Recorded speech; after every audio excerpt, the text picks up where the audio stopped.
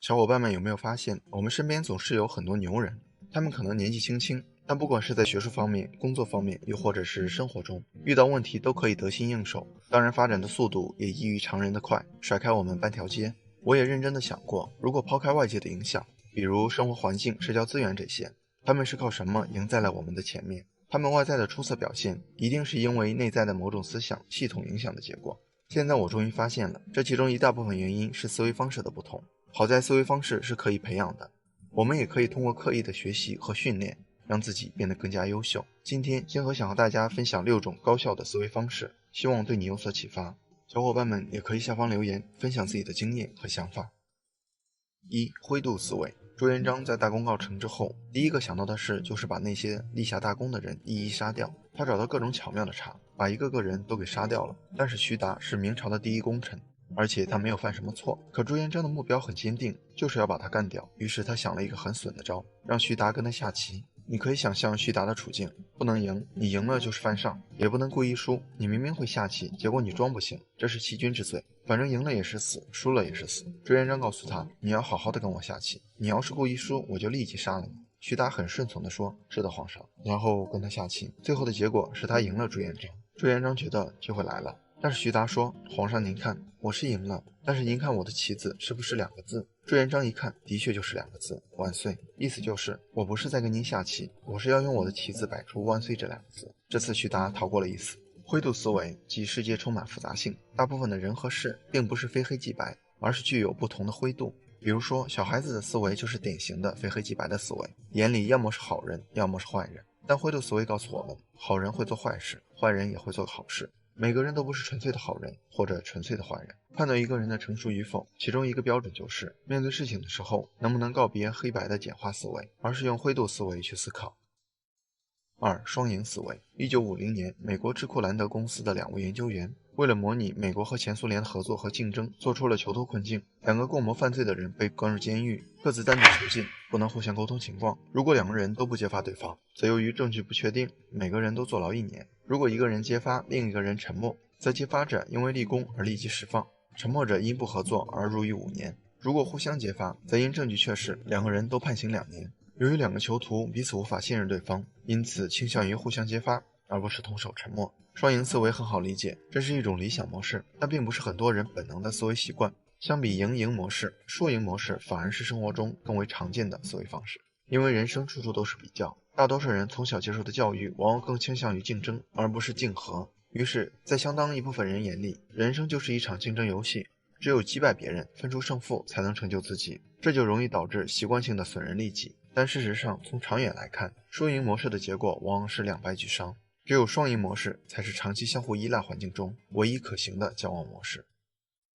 3. 跨栏定律。武术家截拳道创始人李小龙，小的时候身体非常瘦弱，先天素质并不好，即使成年之后，他的身高也只有1.73米。在武术格斗界中，这样的身材并不占优势。那为什么后来李小龙能成为一代宗师呢？原因在于他刻苦训练的结果。他7岁时学习太极拳，13岁时跟随名师叶问学习咏春拳。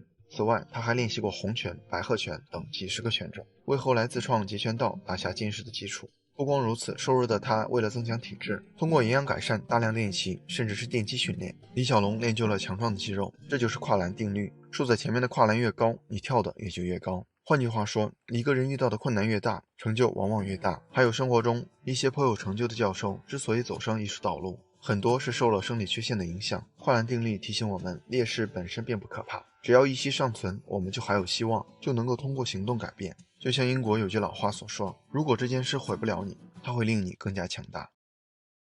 4. 奥卡姆剃刀原理。爱迪生年轻的时候，别人认为他缺乏科学知识，都不怎么看得起他。普林斯顿大学数学毕业生阿普拉曾与爱迪生一起工作，常在卖报出身的爱迪生面前炫耀自己的学问。为了让阿普拉谦虚一些，也为了让阿普拉对科学有真正的认识，爱迪生决定出个题目考考他。有一天，爱迪生把一只玻璃灯泡交给阿普拉，请他算算灯泡的体积是多少。这种形状不规则的物体，体积是很难计算的。阿普拉拿着那个灯泡一看，灯泡是梨形的，心想虽然计算出来不容易，但还是难不住我。他拿出尺子上上下下量了又量，并依照灯泡的样式画了草图，然后列出密密麻麻的计算式。但是这个灯泡的体积实在太难算了，过了1个小时，他也没算出来。爱迪生不耐烦了，他拿出玻璃灯泡，沉在洗脸池的水中，将灯泡里灌满了水，接着将灯泡里的水倒在量杯里，对阿布拉说：“就是这么多毫升，问题解决了。”这就是奥卡姆剃刀原理，即如无必要，勿增实体。叔本华说，一个明智的人就是不会被表面现象所欺骗的人，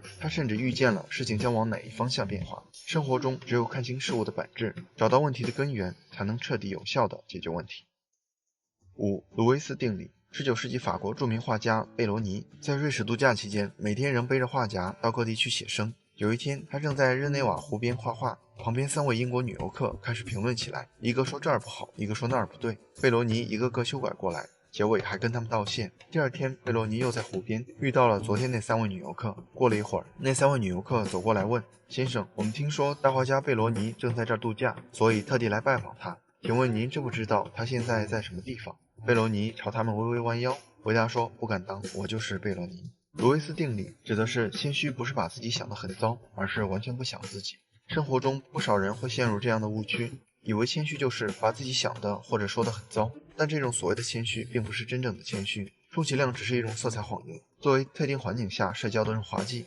真正的谦虚不是不自尊不自爱，也不是自卑，而是刻意的忘记你是谁，专注的做一个倾听者分析者。卢维斯定理告诉我们，要有意识地进行视角切换，调用自身的原认知，以旁观者来看待自己，从而不过多地受自我本能的干扰。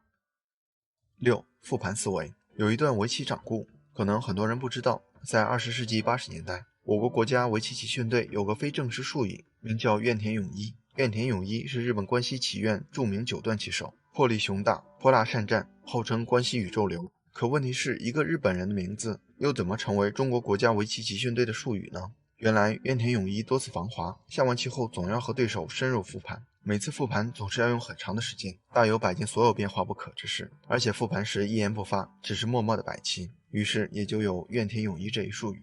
只要国家队的棋手下完棋，觉得有必要复盘一下，一方往往会说院田勇一，对方也就心领神会，两人就开始了彻底的复盘研究。这样一来，国家队就把深入细致的研究称为院田勇一。复盘并不是要求我们真的每一次都将过去的事情重做一遍，它更多的是一种思维上对事件的重视，通过对过去的思维和行为进行回顾反思，从而发现问题，吸取经验，最终实现能力的提升。柳传志创办联想取得显著的成就，他回顾归因时觉得自己的优势就是复盘。他是这么说的：我对自己的评价是智商中等偏上，情商较高，和别人比也不是有特别巨大的优势。那我的优势是什么呢？是勤于复盘。正所谓磨刀不误砍柴工，复盘起的作用与磨刀类似，花足实践磨刀，刀锋锐利，才能真正的提高效率。知乎上有个热门问题，那些厉害的人思维方式比你强在哪？11万人关注，上千个回答，很多人分享了多种优秀思维方式。在回答中看到这样一句话：一个人可以通过积累固定思维模型来提升自己的思维能力，深以为然。我们的出身智商无法改变，想要逆风翻盘，只有一条捷径可以走，就是升级思维水平。希望今天介绍的6种思维方式可以对你有所启发，帮你更好地提升自己的思维水平。也希望小伙伴们可以发表自己的意见，我们一起讨论，共同进步。好了，今天的内容就到这里了，谢谢您耐心观看。如果您有任何建议和想法，欢迎在下方留言。如果您喜欢星河的内容，还望订阅星河百度频道，点赞和分享给更多的朋友。星河将不胜感激，继续分享更多有关成长的优质内容。一个人可以走多远，关键在于与谁同行。愿成长之路有你我相伴。这里是星河百度，我们下期不见不散。一节书本之外的社会课，一个陪你成长的摆渡人。大家好，这里是星河百度。朋友们不知道是不是有同感，对于很多人来说，好像什么道理都懂，但做起事情来总是不尽人意，在知与行之间，仿佛隔着一座很难逾越的大山。我们也可以想一下，自己有没有出现过类似的情况。你知道学习的重要性，计划看一本书，却发现你的手绑在了手机上。你了解健康的重要性，决定坚持跑步，却发现自己被封禁在沙发上。我们明明知道什么是正确的，也知道自己该做什么，却发现自己总是在做相反的事情。曾经有多少次发出感叹，道理我都懂，但是我就是做不到。又有多少次我们反复告诫自己要行动，要坚持，要自律，要养成好习惯，过了几天才突然发现自己不知道什么时候故态复萌。在现在这个自媒体时代，信息和知识的获取成本大大降低，每一天我们都处在海量信息的包围中，摄取着各种原型、模型、规律和方法论。但不妨扪心自问，这些东西我们仅仅是知道，还是真正的学到？学到了，又是否能在行动中得以应用及发挥？我们只是在积累它们，还是真正改变了自己的习惯？这也是我们今天一起要思考的问题。如何才能把知识真的应用到实践中，而不只是停留在又学到新东西的新鲜刺激和精神愉悦上？电影《后会无期》中有一句话印象深刻，听过很多道理，却依然过不好这一生。显然这不是一个容易理解的问题，因为它毕竟是反人性的，但是这并不意味着它是无解的。首先我们分析一下为什么会存在知易行难的情况。著名心理学家乔纳森·海特的著作《骑象人和大象》一书中，我们的理性思维和内在动力做了一个形象的比喻：大象和骑象人。大象代表我们的情绪、潜意识，力量非常强大，但常常做出不明智的行为。骑象人代表我们的理智、思维和观念。思维意识就如同一个骑在大象背上的人，手里握着缰绳，可以指挥大象转弯、停滞或前进，但只有大象愿意的时候才能指挥大象。如果大象有了自己的欲望或者不愿意，骑象人一点办法都没有。只有理性和情感携手合作，人才会表现出聪慧明智的行为。但是大象仍然负责大部分工作，骑象人更像一个顾问，随时给大象提供建议，而最终是否采纳决策权在大象。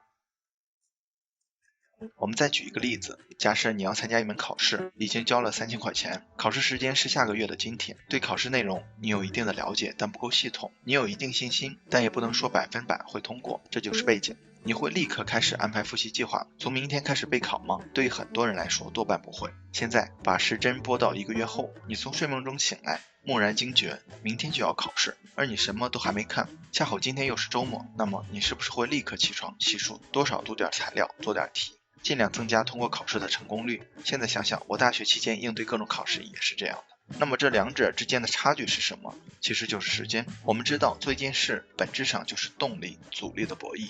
那么你不去做一件事情，无论背后有什么原因，归根结底一定是因为去做的收益比不上成本。但在上面例子中，收益和成本是完全相同的。那为什么我们会有截然不同的反应呢？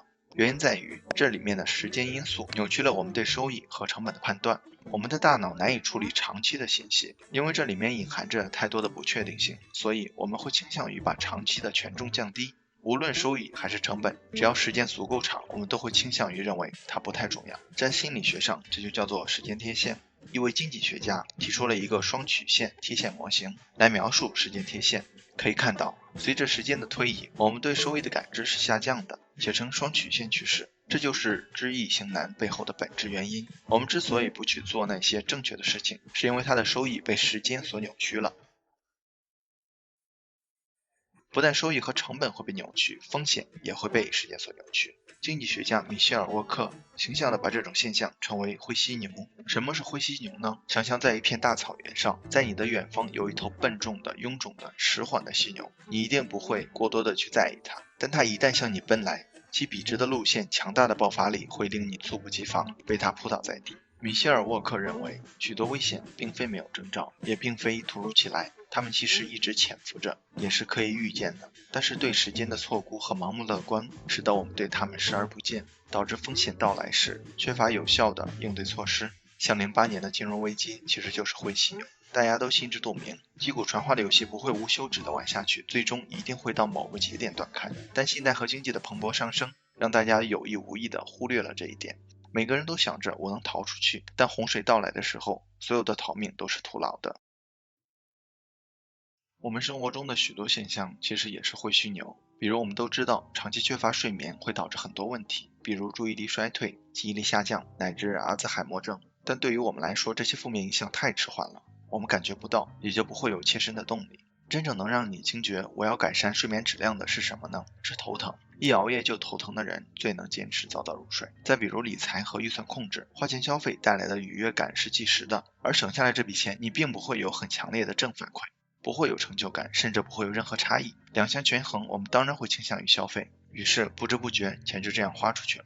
而什么情况下省钱会有动力呢？要么是偿还一笔债务，你能看到它一点一滴的在减少；要么是攒钱买一个东西，你能看到进度条慢慢前进，这才能带给我们动力。所以这些问题不能单纯的归咎于自律性差、缺乏坚持、意志力弱、行动力低，也不能归咎于懒散和消极，因为从上面的分析来看，这些并不是真正的原因。最本质的原因是要克服时间贴现，理清楚收益和成本，让自己看到每一步的前进和成长，这才能从根本上驱动你去行动。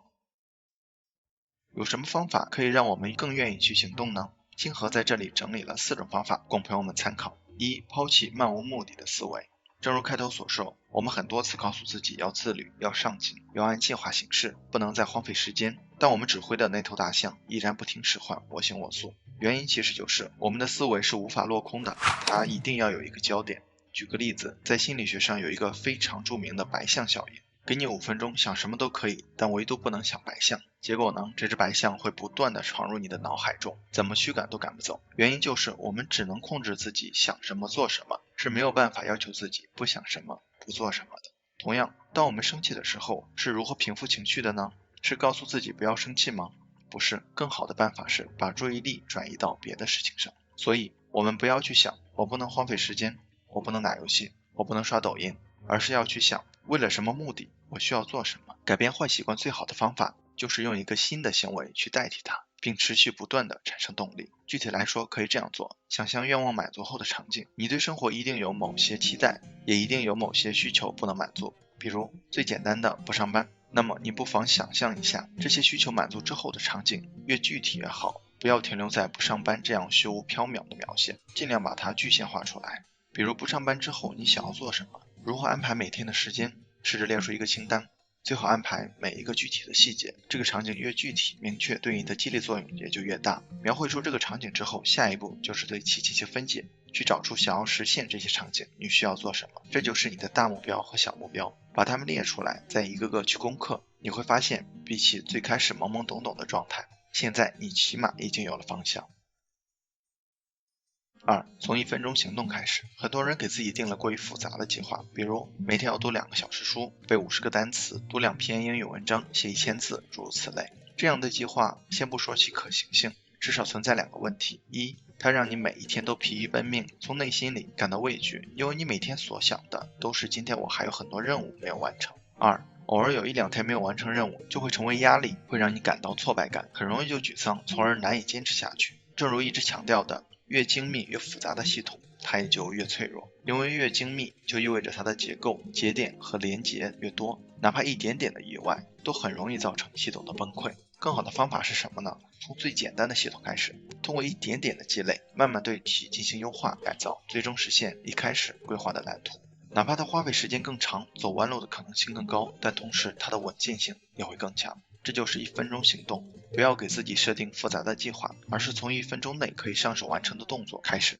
比如我要开始做时间管理的时候，用待办清单记录了很多任务，但问题在于我还没有养成看待办清单的习惯，导致根本起不到作用，怎么办呢？我不会立刻要求自己改变整个工作习惯，而是从最简单的地方着手，在我的房间的门上贴一张便签，写着看待办清单。这样一来，每当我想外出的时候，看到这张清单就会掏出手机查看外出事项，然后把所有需要带的东西、需要买的东西全部准备好，在脑子里简单做一个计划再出门。直到这个习惯完全吃透消化，不需要再提醒了，我再在电脑前贴一张便签，一坐下来就打开待办清单。这样一来，当我工作一段时间，站起来休息或者喝水散步之后，看到便签就会立刻打开待办清单，把完成的任务勾掉，看看还有哪些事情要做，做一个安排。这样慢慢的我就会把待办清单融入到自己的生活中，让自己彻底的把它内化。其实任何习惯都可以用这种方式来实现，比如读英语文章，不要给自己设定看2篇英语文章的任务，要告诉自己每天睡觉前打开英语 app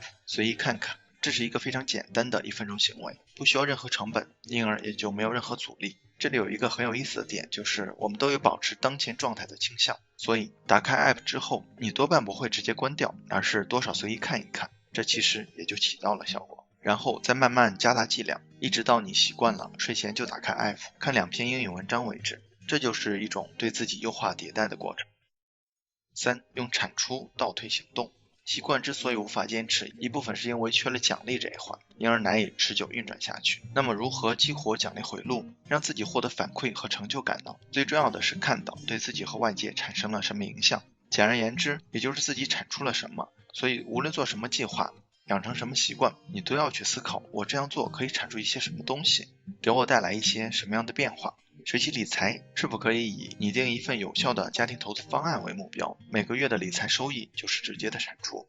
学程序开发是否可以从写一个爬虫抓取自己感兴趣的数据出发，代码的实现，程序的运行就是直接的产出。读书获取知识，你是否可以想着我可以把它交给别人，跟别人一起分享，朋友的感谢和称赞，自己的成就感就是直接的产出。产出不一定是具体产物，也可以是虚拟的，比如满足感、自尊心、存在感，也可以是别人的感谢、认可、称赞和肯定。如果找不到直接的产出，我们也可以找几个志同道合的朋友一起去做某一件事情，比如一起去锻炼身体，一起学习英语，一起研究象棋等等，甚至可以拉个群，每天在群里打卡，更新进度，分享心得，相互激励。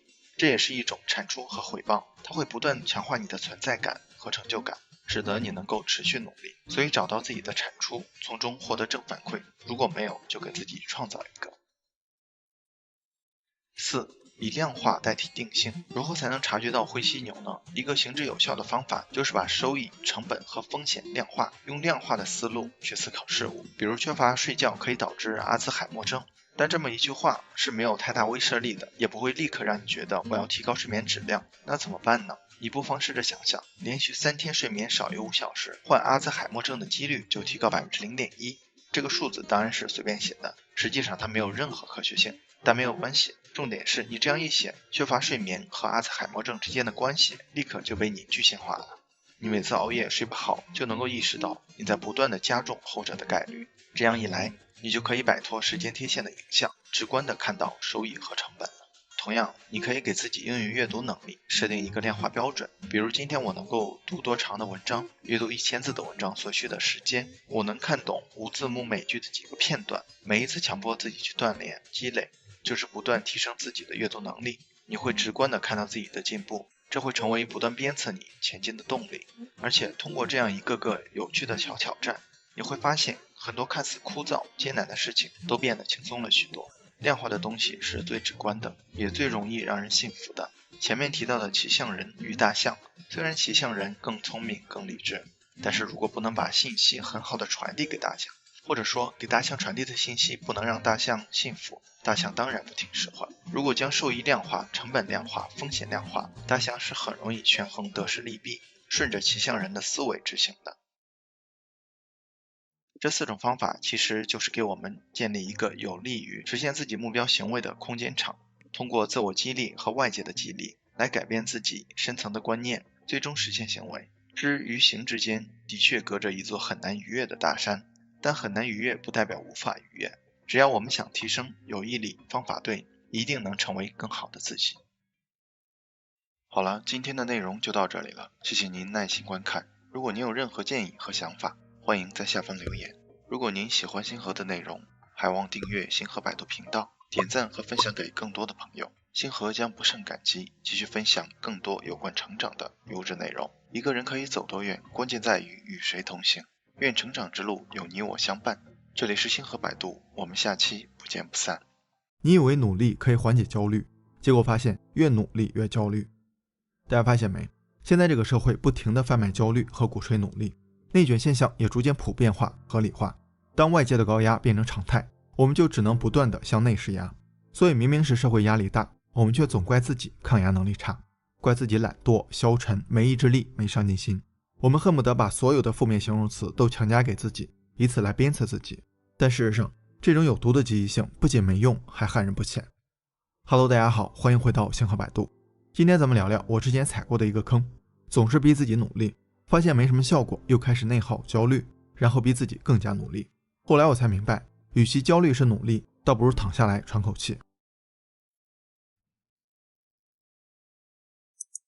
之前咱们聊过一个短片，我们就像是这只涉世未深的老鼠，进入社会后发现大家都在跑，虽然我们不知道他们为什么跑，但还是跟着跑了起来。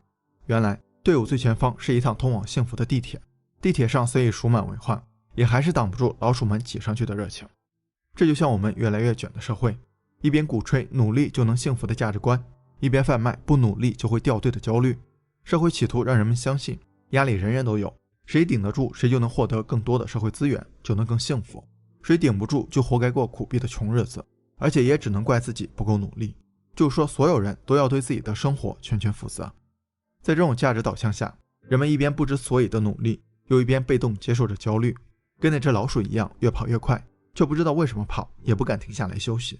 所以我们总是听别人说，想有出息就得努力，有了压力才有动力，但从来没人告诉过我们该选择什么方向发力，以及如何顶住各种压力，毕竟他们也不知道。这就造成了焦虑是努力的两种表现。一是我们总是告诉自己必须努力，但又不知道怎么努力，所以看到别人听课，咱也上网课，看到别人阅读，咱也买书，但这些很难起到实质性作用，反而是看起来也努力了，但又好像什么都没做。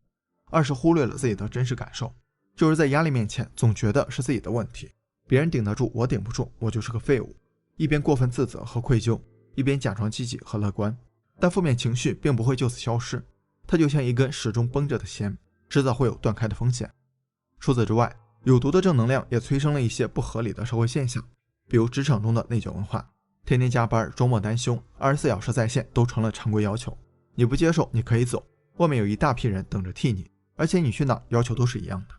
我有很多朋友都被这种观念荼毒太深，他们甚至觉得不是公司要求太高，而是他们对自己要求太低，所以上班比老板都积极，下班也不闲着，考证、兼职、学英语，就这还总担心被社会淘汰，对未来充满恐惧。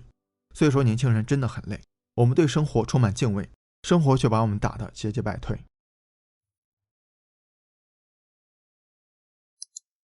前段时间搜狐 CEO 张朝阳的一句话说出了众多网友的心声。他说年轻人不要太努力，太拼的话会伤害自己，而且不一定有机会，因为这个世界是不公平的。这些话不仅说出了年轻人的处境，也拆穿了社会资源的分配机制，有些东西并不是靠努力就能得到的。虽然精英社会强调的是优绩主义，就是说英雄不问出处，只要努力就能成功，看似是打破了阶层固化，让资源真正流动起来，但事实上有钱人是不愿意看到这种情况发生的，他们会努力打造护城河，让地位和财富优势一代代的延续下去。之前有个漫画 On the Plate， 富人在教育资源、就业选择、生活负担上基本是一路开挂，就像是有人把所有东西准备好放在盘子上递给他们，但讽刺的是他们在炫耀自己的成就时，总是喜欢忽略其他因素的影响，把成功的秘诀归咎于自己的努力。比如李嘉诚虽然逃难到香港，但他投靠的舅舅是香港的钟表大王。再比如东哥喜欢标榜自己家境贫寒，但他父亲在80年代初就拥有了自己的货船。他们总是放大努力的作用，这很容易给年轻人造成一种假象，自己跟成功的距离只有努力二字。但实际上呢，除了努力，还要有一定的背景、人脉、金钱、机遇，所需的资源真的太多了。而且很多情况下，努力决定的是你人生高度的下限，这些因素才决定了你的上限。咱们举个例子，看过《教父》的小伙伴应该都熟悉阿尔帕西诺，他凭借这部戏声名鹊起，但在演《教父》之前，无论他多努力，也只是个3线演员。到了拍《教父》的时候，恰好导演想找个新人，恰好制片方选的几个人都不在档期，恰好这个演员得长得像西西里人，又恰好导演改了剧本给他加了戏，这些条件缺一个，帕西诺或许还是那个3线演员。当然这不是否定努力，只是说在努力的基础上，咱也得考虑其他因素，避免被一些别有用心的声音误导。如果说努力决定了人生的下限，那焦虑式努力可能会把这个下限拉得更低，因为对自己太苛刻和自责，不仅不会让你更出色，还会让你掉入那又如何的陷阱。纽约州立大学的心理学家做过这样一项实验，他们找来144名不同年龄段的人，这些人有个共同的爱好，喝酒。他们被要求在电脑上记录自己的饮酒情况，比如晚上喝酒前先记录打算喝多少酒，第二天早上再记录前一天晚上喝酒的感受。研究人员的目的是想知道他们实际喝的比自己计划喝的更多时会有什么结果。毫无意外，喝太多酒的人第二天会有深深的罪恶感，但意外的是，这些因为喝太多酒而自责的人更容易在当天晚上或以后喝更多的酒。也就是说，罪恶感不但没让他们改善自己，反而造成了更严重的放纵。这就是那又如何效应。如果你对自己太过苛刻，一次小失败就会引起过分自责，积极性和意志力都会受到影响，你会觉得自己很没用，想着那又如何，反正计划都失败了，然后破罐破摔，陷入放纵、后悔再放纵的恶性循环。很多事情都是因为这个原因而失败的，我们总怪自己没有决心，不够努力，但事实上只是因为我们不懂得原谅自己。比如减肥，哪天你没忍住喝了一罐可乐，本来这可以当做对自己的奖励，但你不停地自责，这种行为分明是自己给自己增加压力，而且也让情绪低落，这些都对意志力产生了极大的挑战。得不到自己的原谅，羞耻感、罪恶感会促使你去外界寻找安慰，也就造成了第二次、第三次破戒。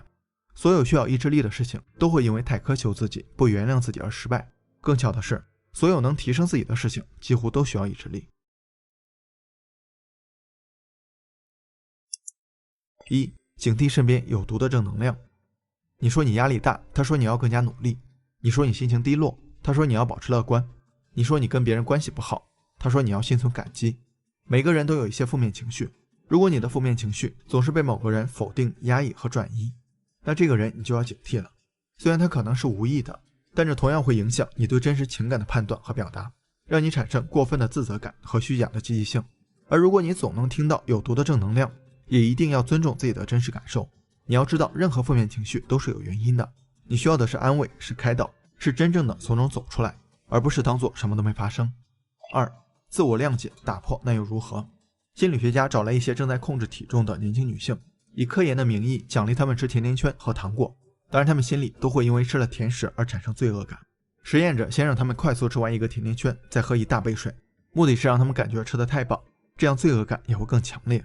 然后把它们分成两组，一组会收到减轻罪恶感的信息，大致意思就是不要太自责，人都有放纵的时候。另外一组则没有收到信息。接着实验者让他们吃各种美味的糖果，想吃多少吃多少。结果收到安慰短信的那组吃了28颗糖果，而感到自责的那组吃掉了将近70颗。所以失败的时候原谅自己，并不会降低你对自己的要求，反而能让你更好地应对挫折，在压力面前更有弹性，情绪也更稳定。3. 找准方向，高效努力。在张朝阳视频的评论中，有个网友是这么说的：我30岁之前没有找准方向，做什么都不对，从起点到终点再回到起点，整个人只剩下迷茫。所以如果努力的方向是错的，那停下来就是一种进步。很多时候我们努力的原因是把努力当成了缓解焦虑的唯一方法，但这种努力不仅盲目而且急躁，就是说我没有方向，但我还想要立竿见影的效果，结果往往只能增加焦虑。没有谁前一天努力第二天就能成功的，它更像是一种长期沉淀的过程。在这个过程，我们需要不断的提问、思考、调整和解答，不然就像瓶子里的苍蝇一样，处处碰壁却始终飞不出去。怪不得爱因斯坦说，给我1个小时解答一道难题，我会用55分钟弄明白这道题在问什么。所以思考努力的方向永远要放在努力的前一步。最后想说，人生是一场马拉松，真的没必要每天都100米冲刺。那些内卷的、贩卖焦虑的、鼓吹努力的，就随他们去吧，跟着他们跑，你或许会快一点，但也有可能跑偏。而如果坚持走自己的路，虽然慢一点，但每一步都算数。毕竟只有将汗水倾洒在正确的道路上，才可能有事半功倍的效果，否则还真不如停下来歇一歇，然后思考下一步努力的方向。